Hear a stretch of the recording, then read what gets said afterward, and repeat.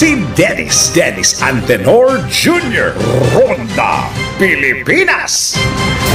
Narito na ang mga headlines sa Ronda Pilipinas. Ronda Pilipinas. Pagbaba ng halos sa 20 centimeters ng water level ng Angat Dam, araw-araw kinumpirma ng MWSS. Ronda Pilipinas. Final rate adjustment ng Meralco, ilalabas na ngayong linggo. Ronda Pilipinas. Investigasyon ng Kamara sa anomalya sa NFA, kasado na ngayong araw. Ronda Pilipinas. Kagutuman sa Sudan sa gitna ng digmaan, ibinabala ng United Nations. Ronda Pilipinas. Balitang showbiz, Piolo Pascual, ipinagmamalaki ang advocacy ng Bingo Plus. Ronda Pilipinas. Balita babalakasan, LJ Mayo, tila naging isang maestro sa Game 1 ng NBL Chairman's Cup Finals. Ronda Pilipinas. Napanood nyo ba yan kagabi? Samantala, ang pag-inom ng lambanog, nakakabulag nga ba? Mamaya, let's prove it. Ronda Pilipinas. At menor de edad pa, pero nagtanan na. Nako! Bawal ito.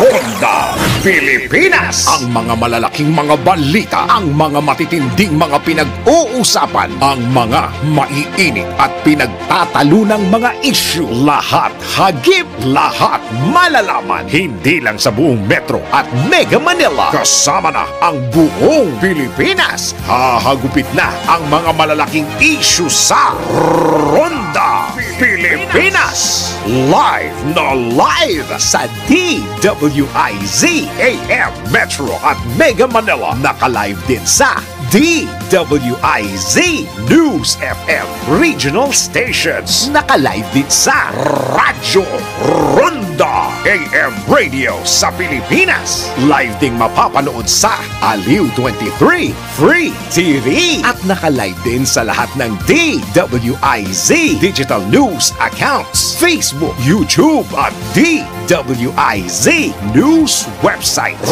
Ronda Pilipinas. Wala nang mahuhuli sa balita. Wala nang maiiwanang issue na hindi mo alam. Ngayon, updated ka na sa Ronda Pilipinas. Kasama si Dennis Antenor Jr.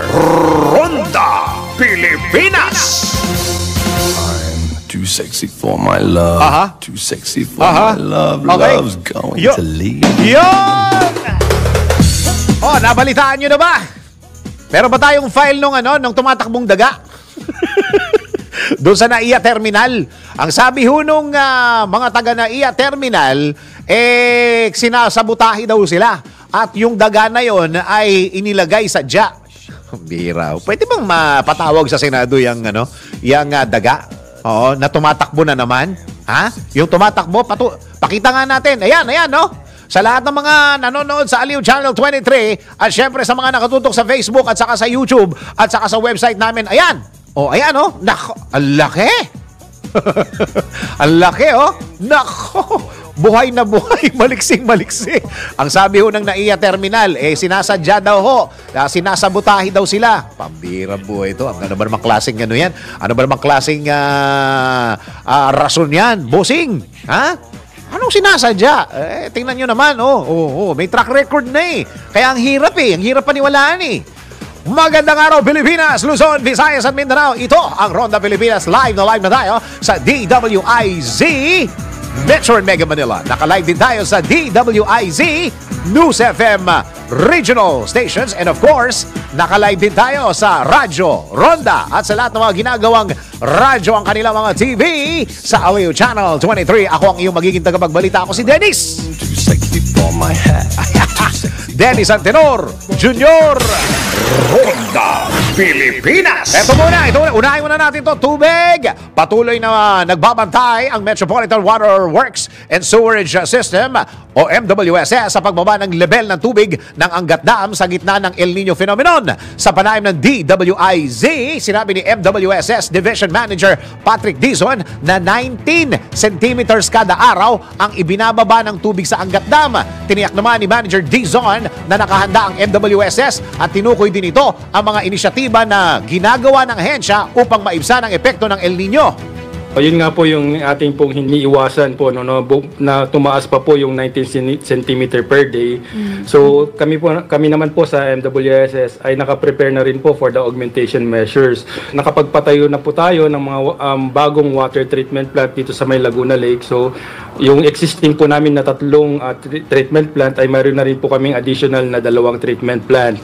And aside from that, Ms. Cecil, ay mayroon din po tayong mga nirehabilitate po ng mga groundwater o mga tinatawag po nating mga deep wells sa buong palibot po ng Metro Manila.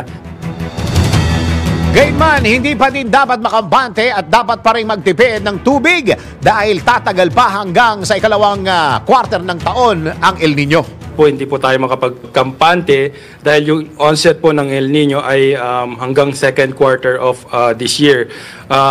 Sabi nga po ng Pag-asa ay maglalaninya na din, pero sa ngayon po ang pinaghahandaan po natin yung El Nino. So yung konting pagtitipid po ng tubig ay makakatulong po para malast po natin yung El Nino hanggang this summer. Sabi ng Pag-asa hanggang Abril, di ba? O bago mag-May siguro or pinaka-June. Pinaka-June siguro papasok na yung mga bagyo dahil nasa mature level na ang ating El Nino, sabi ng Pag-asa. As per Pag-asa. Yan po ang tinig ni MWSS Division Manager Patrick Dizon sa panayam ng DWIZ. Ronda Pilipinas. Samantala, nakapagtala ang 2 lugar sa bansa ng danger level ng heat index. Alam niyo yung heat index? Yan yung alinsangan, yung init na nararamdaman natin. Ayon sa Pag-asa, naramdaman sa Roa City, Capiz, sa Dumanga, Iloilo, ang 42 degrees Celsius. Wow! Kung saan maaaring makaramdam ang isang individual ng heat cramps at heat exhaustion. Babala ng Pag-asa, posibleng magdulot ito ng heat stroke kung patuloy na malalantad sa ganitong antas ng heat index. Samantala, nakadama naman ng 31 degrees Celsius hanggang 41 degrees Celsius ang karamihan sa mga rehiyon na maaaring makapagdulot ng init ng ulo at pagkapagod ng katawan dahil sa init. Si Dennis Antenor Jr. Ronda Pilipinas. Samantala, tanggal tayo ng report.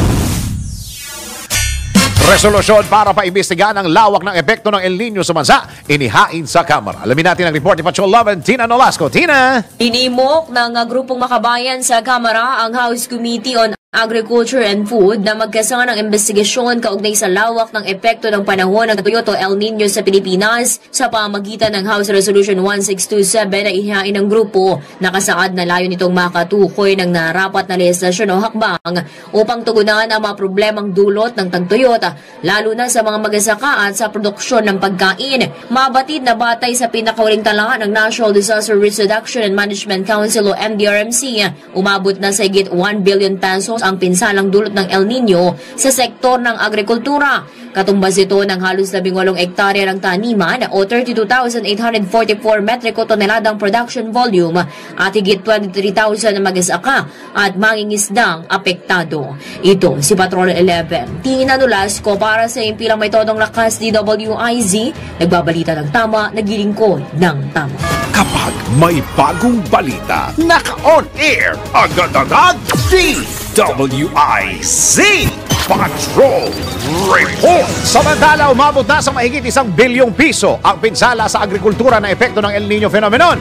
Batay ito sa datos ng National Disaster Risk Reduction and Management Council kung saan pinagmalaki nito sa Western Visayas na halos 700 milyong piso ang halaga ng nasira sa agriculture sector. Sinundan ito ng Mimaropa na nasa mahigit 300 milyong piso ang pinsala, habang aabot naman sa mahigit 54 na milyong piso ang halaga ng nasira sa Ilocos. Sa Calabarzon, umakyat na sa mahigit 2 milyong piso ang pinsala ng El Nino at mahigit 700,000 piso ang nasira dyan po sa may Zamboanga. Ronda Pilipinas. Samantala, nag-aanda na ang mga ospital ng sapat na supply ng tubig sa epekto ng El Nino phenomenon. Ayon kay Health Secretary Chodoro Herbosa, bumuo na rin siya ng El Nino Task Force sa Department of Health upang matulungan ang mga health facility Dagdag pa ni Secretary Herbosa, kinakausap na nila ang mga hospital directors para sa supply ng mga generator sets. Paliwanag ni Secretary, hindi gagana ang isang ospital kung walang tubig. Dahil kinakailangan ito ng pag-oopera o kinakailangan ito sa pag-oopera at sterilization. Si Dennis Antenor Jr. Ronda, Pilipinas. Uy, may lindol. Tanggap tayo ng report. Davao Oriental niyanig ng magnitude 5.1 na lindol. Alamin natin ang report ni Patrol 30 Jelly Mendez. Jelly, go! Niyanig ng magnitude 5.1 na lindol ang Davao Oriental ngayong araw.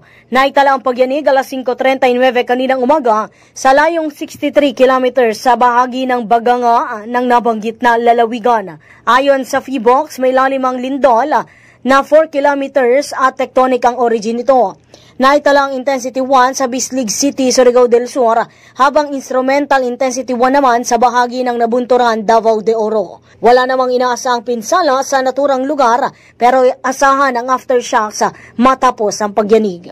Ito si Patrol 30 Jelly Mendez nag-uulat para sa impilang may todong lakas sa DWIZ. Nagbabalita ng tama, naglilingkod ng tama. Kapag may bagong balita, naka-on-air agad-agad DWIZ Patrol Report. Sinimulan na ng Metropolitan Manila Development Authority ang pagpapatupad ng 30-minute heat stroke break para sa mga field personnel. Ayon sa ahensya, layong mapigilan ang mga sakit na maaaring makuha sa panahon ng tag-init sa mga tauhan nito na babad sa araw. Una nang sinabi ni MMDA Chairperson Attorney Don Artes na magpapatupad sila ng shifting sa ilalim ng 30-minute heat stroke break.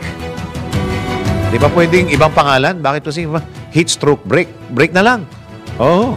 Kung saan maaari silang uminom ng tubig, sumilong sa lilim at pansamantalang magpahinga. Batay sa tala ng Pag-asa, posibleng tumindi pa ang init ng nararamdaman o mararamdaman hanggang sa Mayo, hanggang ngayong taon dahil na rin sa epekto ng El Niño phenomenon. Ronda, Pilipinas. Teka muna, mag-ulat panahon muna tayo. Ito pong ating magiging weather, whether we like it or not. Magdadala ng maulap na papawiri na may manakanakang pag-ulan ng easterlies at northeast monsoon o amihan sa ilang bahagi ng bansa. Magkakaroon ng maulap na kalangitan na may manakanakang pag-ulan ang Batanes, bunsod ng northeast monsoon, habang ang Metro Manila at ang natitirang bahagi ng bansa ay makakaranas ng maulap na kalangitan na may manakanakang pag-ulan o thunderstorm dahil sa easterlies at localized thunderstorm na maaaring magdulot ng flash floods o landslide. Si Dennis Antenor Jr. Ronda, Pilipinas. Samantala, tanggap po tayo ng report. Comprehensive Firearms and Ammunition Regulation Act pinapaamyendahan ng 2 senador. Sino-sino yung mga senador na yan? Yung 2 yan. Alamin natin sa report ni Patrol 19, Sally Ortega Bueno. Ate Sally, go! Wala dapat sibilyan na malayang nakakapag-shopping at nakakapag-ingat ng daang-daang baril na matataas pa ang kalibre, lalo na kung politiko, mga negosyante at kanilang mga tauhan. Itiniyag ni Senator Riz Hontiveros makarang igit na kailangang amyendahan ang baluktot na probisyon ng Comprehensive Firearms and Ammunition Regulation Act o RA 10591 na nagpapahintulot sa tinatawag na gun collectors na magmamay-ari ng mahigit sa 15 armas. Ayon kay Hontiveros, hindi nararapat na pahintulutan ng batas na maging habilang ang hoarding ng baril na ang dami ay para sa private army at militia. Iginiit ng senadora na mas ligtas ang lipunan kung mababawasan ang mga baril na maaaring gamitin sa mga krimen. Sinusulong naman ni Senator Amy Marcos na amyendahan na batas para maging klaro ang pagbabawal na magmay-ari ang mga sibilyan ng semi-automatic rifle at katulad na matataas na uri ng baril. Magdudulot anya ito ng panganib sa publiko at salungot din sa dapat na laging pagtiyak ng gobyerno sa peace and order.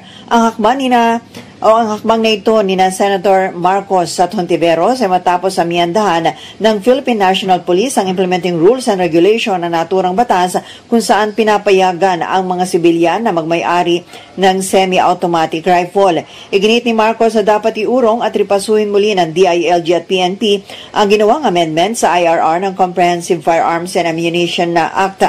Nais ni Hontiveros at Marcos na maamyendahan ang Comprehensive Firearms and Ammunition Regulation Act upang mahigpitan ang uri at bilang ng baril na pwedeng maging pag-aari ng mga sibilyan.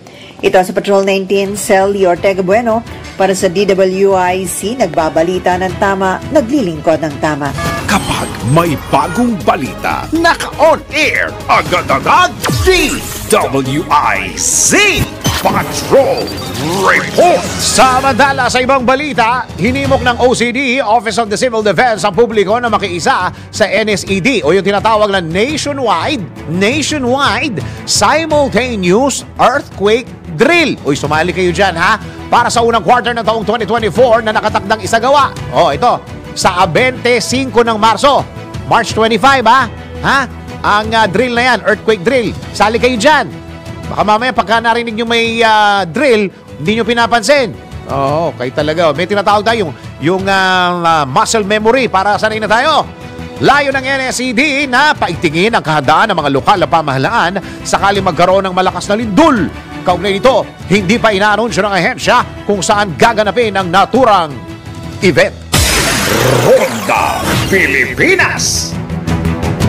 Sana kompleto na ang ninyo impormasyon. Remind pa ako, wala pa pala impormasyon.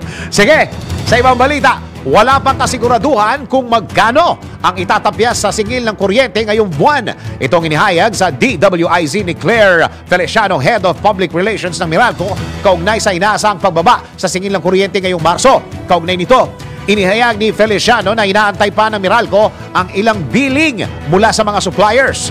Gayunman, asahan niya na i-anunsyo ng Meralco ang final rate adjustment ngayong Biyernes. Sa ngayon po, mayroon pa po kaming mga inaantay na mangilan-ngilang mga billings mula sa aming mga supplier. Pero ang nakikita po natin, itong initial na indication po ay mayroon po tayong inaasang pagbaba sa generation charge o yung pinakamalaking component dun sa bills na binabayaran natin buwan-buwan. Dahil po yan dun sa pagbabalik operations nung isang power plant, itong San Buenaventura Power Plant na nagkaroon ng shutdown nitong nakaraan. And nag-improve din po yung supply condition doon sa wholesale electricity spot market kung saan tayo kumukuha ng supply. Pwede pala Bakit nung mga nakaraan, grabe yung demand? Di ba pagka tumataas yung demand, tumataas yung presyo. Pwede pala. Wala.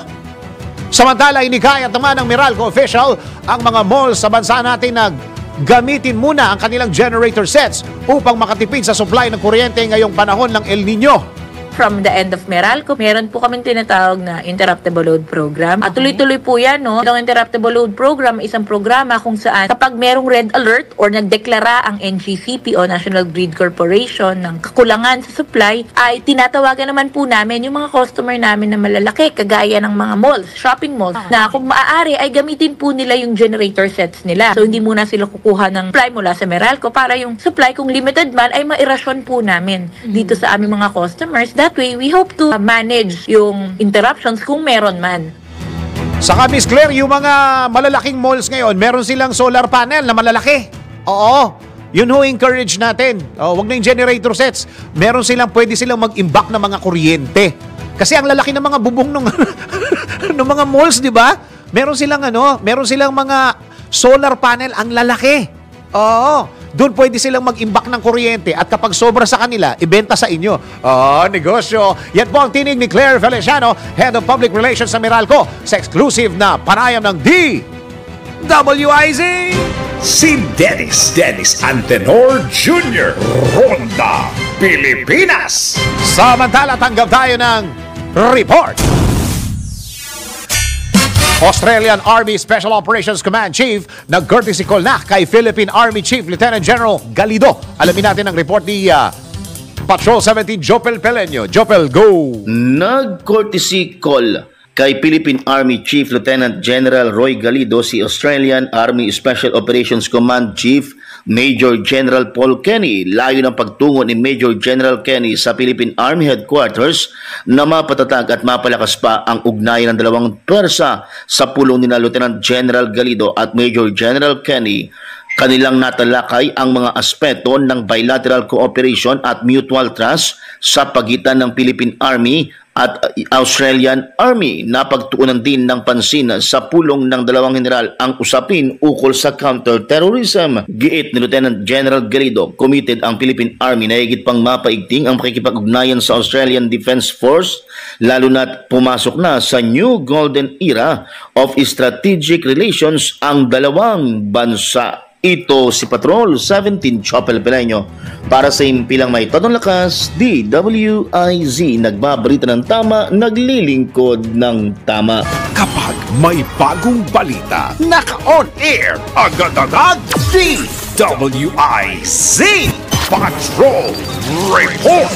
Diretso mga reports at mga balita sa Ronda Pilipinas. For the meantime, I'm saying happy fiesta muna sa lahat po na nagse-celebrate ng kanilang mga fiesta. Pagka ganito mga summer, ang dami-daming fiesta talaga. Kaya pag nakinig at nanood kayo sa DWIZ Network News tuwing 1:00 ng hapon hanggang 2:00 ng hapon, karamihan po sa mga regional news natin, yung mga report, mga balita galing sa mga regional, sa mga regions, ay hindi mawawala ang balita tungkol sa fiesta.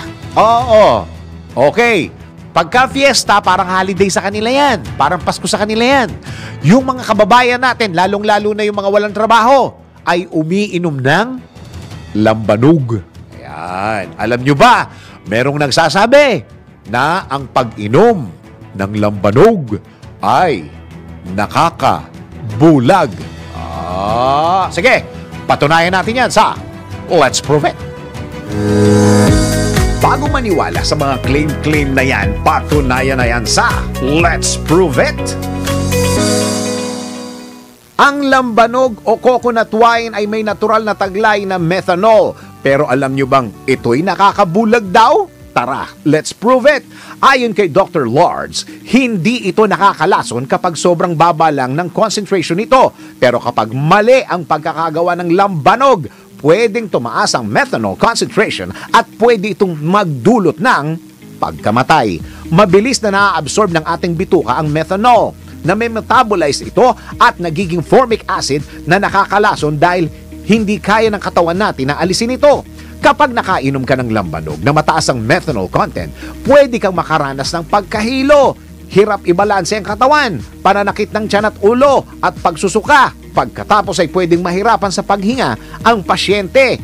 Pwedeng manlabo ang paningin o mabulag mula sa methanol poisoning. Kapag marami ang nainom na lambanog na may mataas na methanol content, pwedeng makomatose, magkumbulsyon o mamatay ang isang tao. Kapag nakasurvive mula sa methanol poisoning, pwedeng mabulag o maapektuhan ang paningin habang buhay. Dagdag pa ng Philippine Food and Drug Administration na positibo ang lambanog sa mataas na antas ng methanol, isang uri ng alkohol na nakakalason sa katawan. Sa ilang mga kaso na humahantong sa pagkabulag at kamatayan, ang pagkalason sa lambanog ay sanhi ng natitirang methanol na sa mataas na antas ay nagiging lubhang nakakalason para sa mga tao. Kaya naman, hinay-hinay sa pag-inom ng lambanog at hanapin lamang ang rehistradong vendor ng mga ito. O yan, dapat maging maingat po tayo, lalo na sino yung mahilig sa lambanog, si Mang Kanor. O, di ba? Pagka mga piyesta-piyesta, mas maganda ho talaga yung may label kasi dumaan na yan sa FDA, no? Oo. Ano ba meron sa mga piyesta? Meron dyan mga basketball!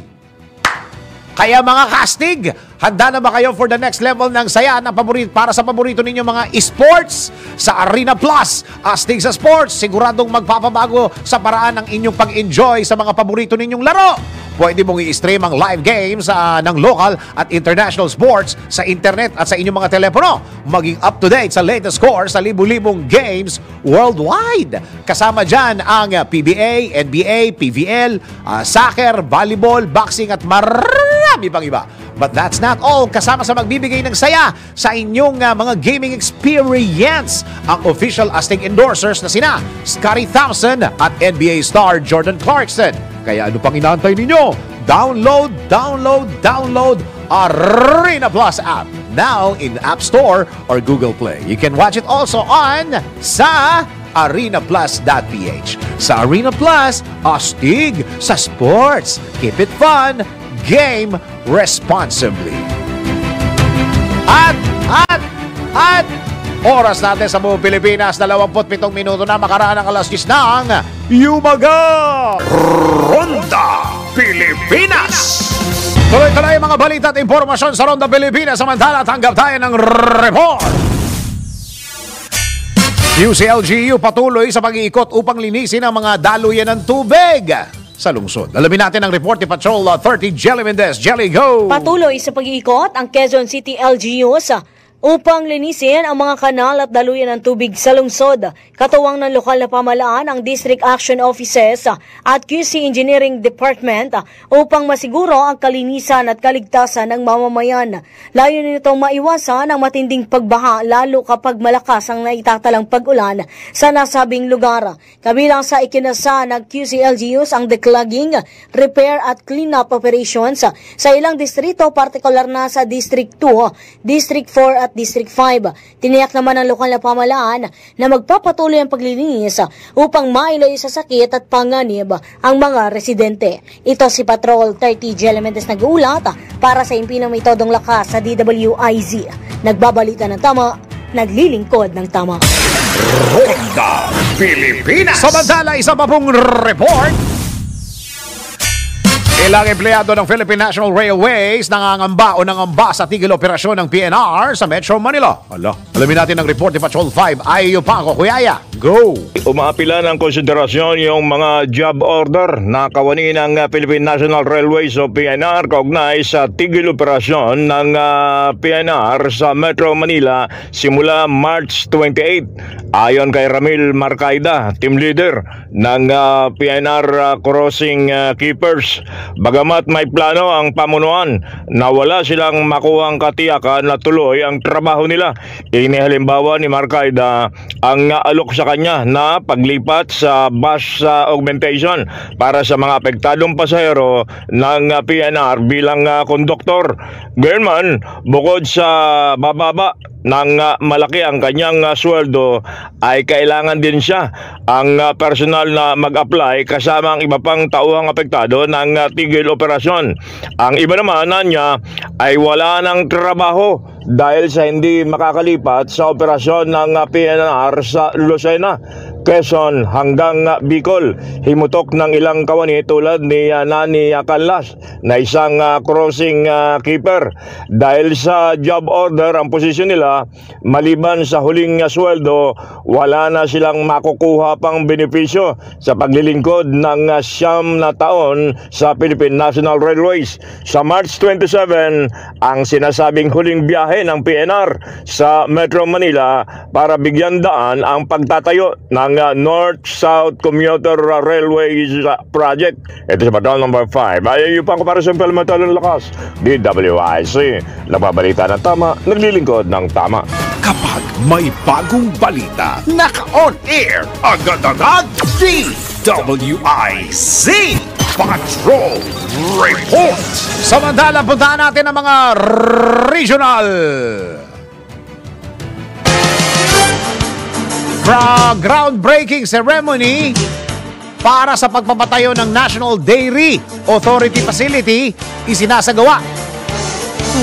Alamin natin ang report ni Richard Bertuso ng 89.5 DWIZ News FM Western Visayas. Richard, go! Groundbreaking ceremony sa bayan ng Ñolsena, Iloilo. Pinangunahan ni Mayor Lizelle Seville at ang pamunuan ng National Dairy Authority para sa itatayong proyekto. Ito ay palawakin ang kalaman ng mga local farmers lalong-lalo na sa pag-aalaga ng mga baka dahil nakita ng National Dairy Authority na mahina ang produksyon ng gatas ng baka dito sa buong lalawigan ng Iloilo. Gayunpaman, sinabi ni Dr. Gabriela Gamayo na nakikita nila na mayroong potensyal ang bayan ng Ñolsena para itayo ang facility dito. Ang Western Visayas Dairy Farmers Confederation nag-organisa ng isang conference para sa mga nag-aalaga ng baka at ang pagbigay alam sa mga local farmers. Ang kahalagahan ng pagproseso nito, dagdag pa ni Dr. Gabriel Gamayo, Administrator ng National Dairy Authority, na palakihin ang produksyon ng gatas dito sa lalawigan ng Iloilo o sa buong Western Visayas. Dahil umano sa kakulangan nito, binigyan din ng National Dairy Authority na magturo sila ng tamang handling sa pag-aalaga ng mga baka para makapag-produce ito ng ng maraming produksyon. Mula dito sa DWIC NOS FM 89.5 Western Visayas, Richard Cordero Bertuso, nagbabalita ng tama, naglilingkod ng tama.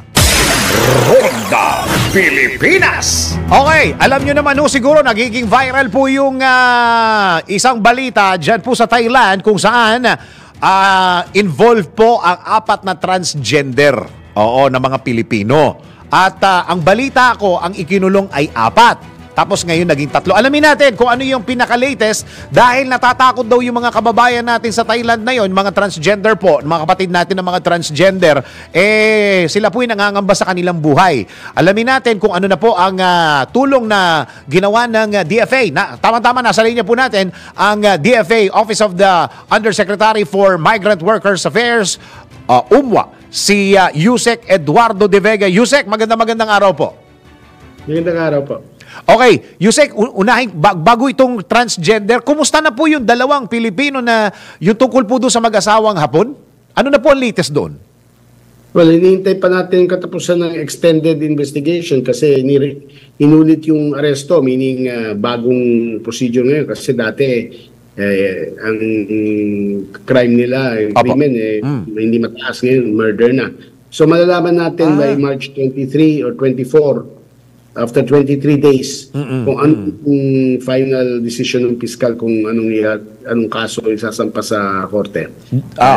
Nandiyan yung embassy para bigyan sila ng legal assistance. Opo. Bago po ba yung murder weapon na merong DNA na nakuha galing po dun sa mag-asawa? Well, yun ang lumalabas sa Japanese media na meron silang process sa police. No? Hindi pa konfirmado sa ating embahada yan. Ang sinasabi lang ng police sa ating embassy, basta they are being investigated for murder. Isang basehan na kung makita sa dyaryo ng Japan mismo na nakita yung DNA ng babae sa weapon. Last na po ito, tungkol po dito sa mag-asawa na ito. Yun hong lumabas na balita na yung babae na Pilipino ay merong relasyon dun sa lalaking Hapon po? Sa anak ng dati niyang relasyon, no? Dati, okay. So, hindi natin natitiyak kung connected yun. Opo. Kasi ang inaakusa sila ng murder tsaka breaking into residence kasi hindi naman siya nagtatrabaho para sa 2 mag-asawa, no? So malaman din natin yan kung sa katapusan, no? Pero nandiyan yan, nakipag-ugnayan tayo sa pamilya nila tsaka pagdasalan na lang natin na nabigyan sila ng full due process. Siyempre, paglalabanan natin na hindi sila ma-death penalty kung ma-doon. Kawawa naman. Okay, puntahan po natin yung gulo ng mga Pilipinong transgender sa Thailand. Ang unang report ay 4 ang inaresto, 4 ang naikulong, tapos naging 3. Ngayon po ay 2. Ano po ang latest dito, Yusek? Yung latest, 2 lang ang sasampahan ng kaso. Assault. Okay. Kasi sila lang yung talagang away. Physical away, no? Although, yung bago nagpisa itong brawl nung March 4, March 1 pala nag-aalita, nagkakaroon na sila, no? 2 ang kinakasuhan, pero ang good news yan, dahil umaamin naman sila, hindi nagtatagal to, hindi na magkakaroon ng full-blown trial. Ang likely scenario niyan, malalaman natin in the next few days, itong linggo mismo, babayad lang sila ng piyansa, usually mga 5,000 baht yan. Babayaran na nila ng embahada kung kailangan. Malit lang, para ma-deport na, para matapos na. So 2 lang sa kanila kasi 2 lang. Yung isa, kasamahan nila, pero hindi kinakasuhan dahil hindi naman siya wala siyang sinugatan na Thailander. Pang-4 naman, hindi siya kinulong. Siya yung nagpa-file ng case. Kasi siya naman, inosenteng transgender na basta kinuyog ng mga Thailander kasi bumabawi sila. Hindi na pa sa hospital, sugat-sugat ang mukha. Pero gumaling na. Ang mayari dyan, nag-shake hands na sila sa Thai media. So, yung pang-4 na Pilipinos, resolve na yung issue. At nagkakalma na yung situation kasi originally parang naging digmaan na to ng mga transgender, no? Pero syempre cooler heads prevail, no? magkaibigan naman ng bansang Philippines at Thailand. Tama po yun. At saka marami tayong negosyo, nagpapadala tayo mga Pilipino. I-confirm ko lang po kasi may mga kumakalat na chismis, lalo na sa social media, Yusek, ito daw po ay nagsimula sa mga dirty fingers at yung nag-dirty finger daw ay mga Pinoy. Well, maaaring yun, pero ang sabi nila, nag-provoke yung Thailand. Yung Thailand. So, ang ginagawa ng Thai police, para hindi na lumaki pa, nagkaroon ng option na under tight procedure na huwag na yung sabihin sino nag-umpisa or what. Basta may nasaktan na Thailanders. So, i-deport na lang. Oo, para mabilis na. Naman nasaktan, bibigyan siya ng danyos, ng compensation. Tapos iuwi na rin. No? So, ang dirty finger, well, alam naman natin, minsan nagkakaway mga tao. Nasa red light district daw yan. So, yun ang nangyari. At syempre, nasa Thailand yan. So, teritoryo nila yon. So, yung mga Thai nagwala na sino itong mga dayuhan na aawayin yung mga transgender. Pero, after a few days, cooler heads prevail kasi nandun yung embassy natin na ugnayan sa mga police, ganun. So, I'm sure by the weekend, kalmadong-kalmado na. Yeah. Sana wala ng ganun, no? Kasi, sana. Iniiwasan natin yung mga bro na ganun kasi ang ganda ng reputation ng mga Filipino sa... Totoo po yan. Opo. Kasi, nananawagan ulit kami, mga kababayan, pag nasa abroad kayo, you are guests. Mataas tingin sa inyo, pero iwas ng away sa mga lokal.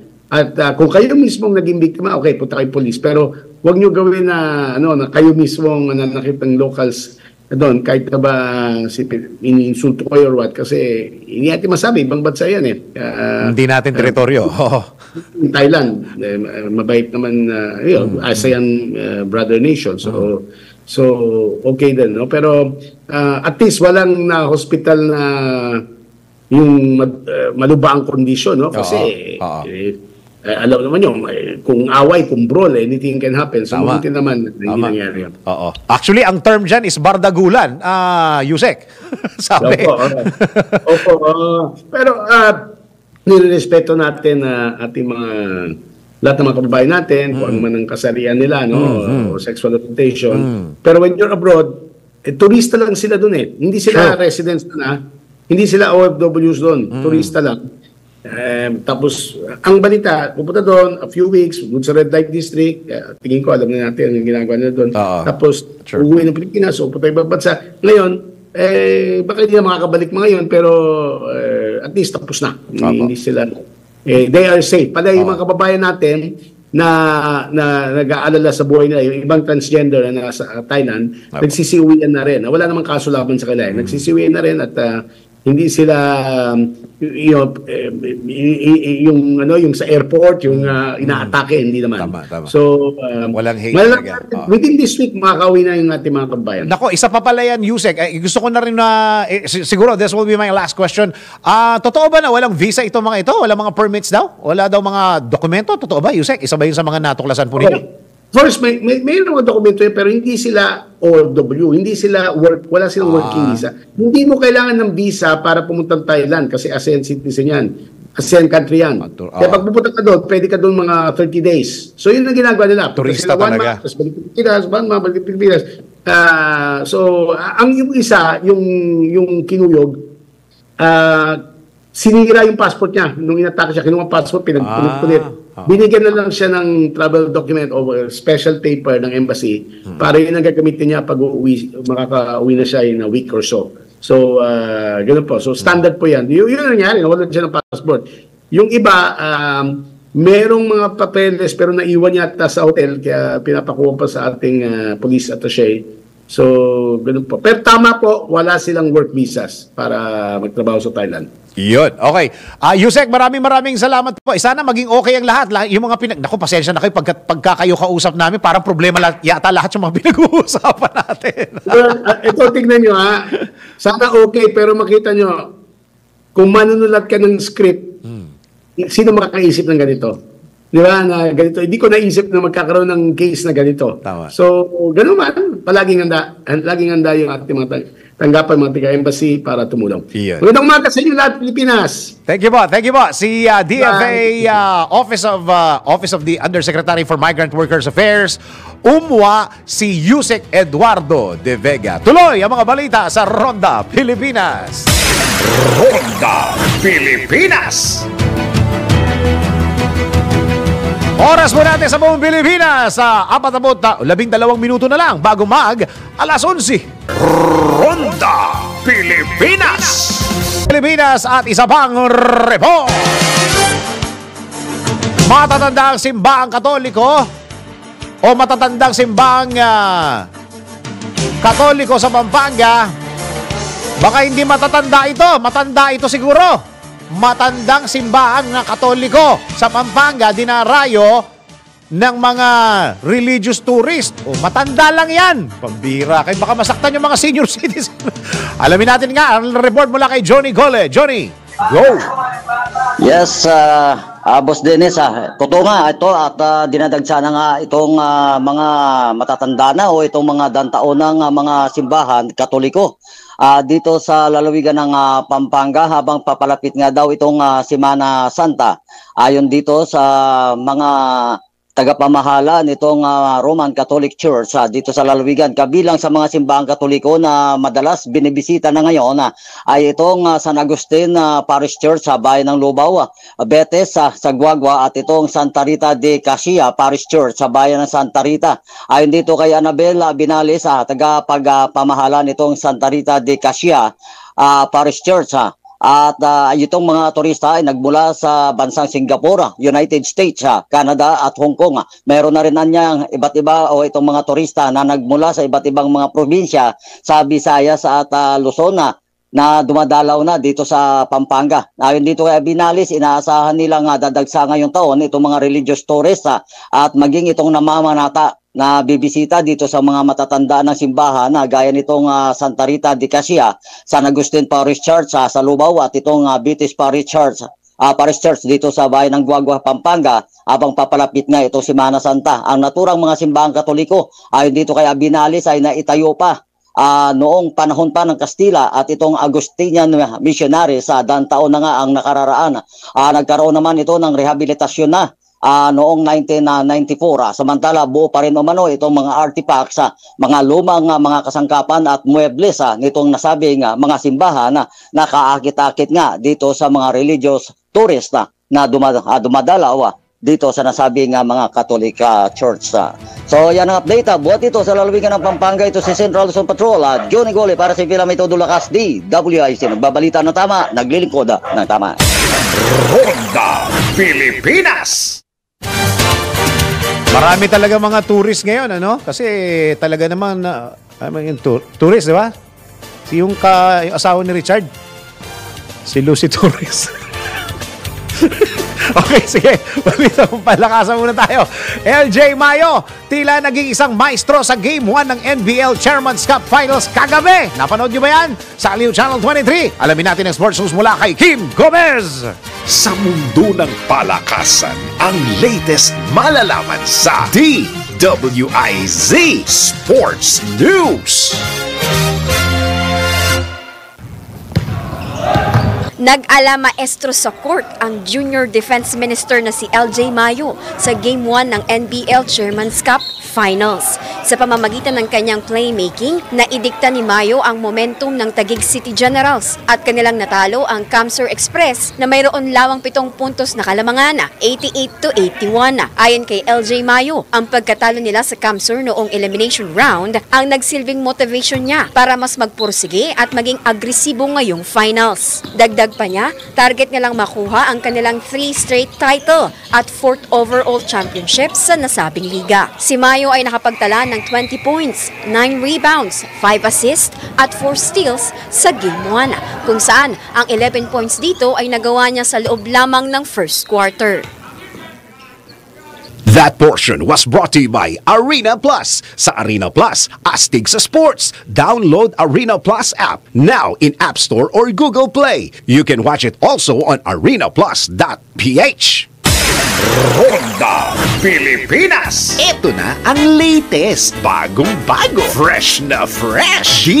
DWIZ Showbiz News. Oy, showbiz naman natin, Piolo Pascual, pinagmalaki ang advocacy ng Bingo Plus. Showbiz report mula kay Anton. Para sa aking balitang showbiz, 2 taon ng endorser ng Bingo Plus si Piolo Pascual. Ayon sa aktor, kaya niya tinanggap na maging endorser dahil sa advocacy nito na makapagbago ng buhay ng tao at looking forward daw siya kung sino ang taong mababago nito. If there's one thing I look forward to in terms of my partnership with Bingo Plus is seeing people's lives get changed. You know, when I did the launch last year, they gave away 75, 65, and then now tonight they're giving away a lot of prizes. Nakikita mo yung pagbabago ng buhay ng mga tao, which is 1 peso, you buy a lot of cards, or depending on your capacity. And, you know, nakakatuwa na magbabago siya ng buhay ng mga tao na instead of lurking online, nagkakaroon ng productivity, di ba? Sinabi pa ni Piolo na hindi lamang paglalaro ng bingo ang hatid ng Bingo Plus, kundi talagang may advocacy ito. So nakakatawa, and that's what I enjoy doing with Bingo Plus, na alam kong hindi sila limited dun sa paglalaro na ng bingo because they also had an advocacy that they started 2 years ago, and nakakatawa na nag-share sila, you know, to help make people's lives better by giving them scholarships and doing some outreach with different partners ng mga trusted foundations din ng Bingo Plus.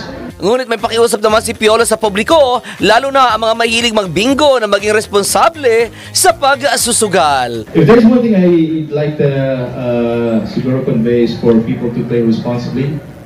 You know, natin kakalimutan na, you know, we just only do this pag-excess na pera, excess na oras, para hindi siya maging addiction, para yung hard-earned money natin, pinagtrabahuan mo yun. So, you have to make sure alam mo saan siya mapupunta.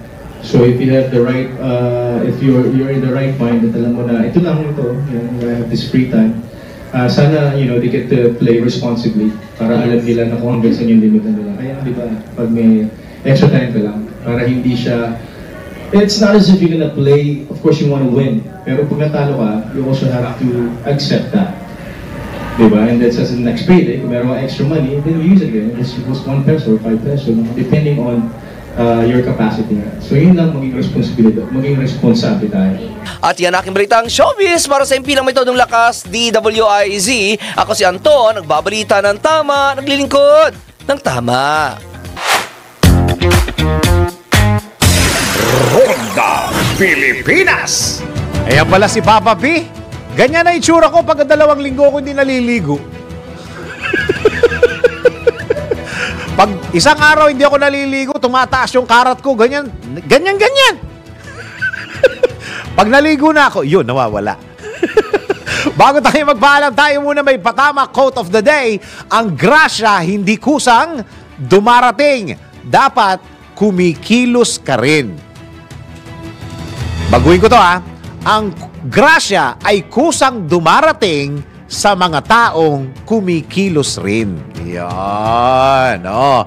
Kumikilos at naniniwala rin. Yung faith natin, samahan natin ng trabaho. Hindi lang puro faith. Oh. Sabi nga sa Bible, di ba? Faith without work is dead. Yan. Samahan po natin ng paniniwala at trabaho. Hindi lang paniwala. Walang mangyayari sa'yo.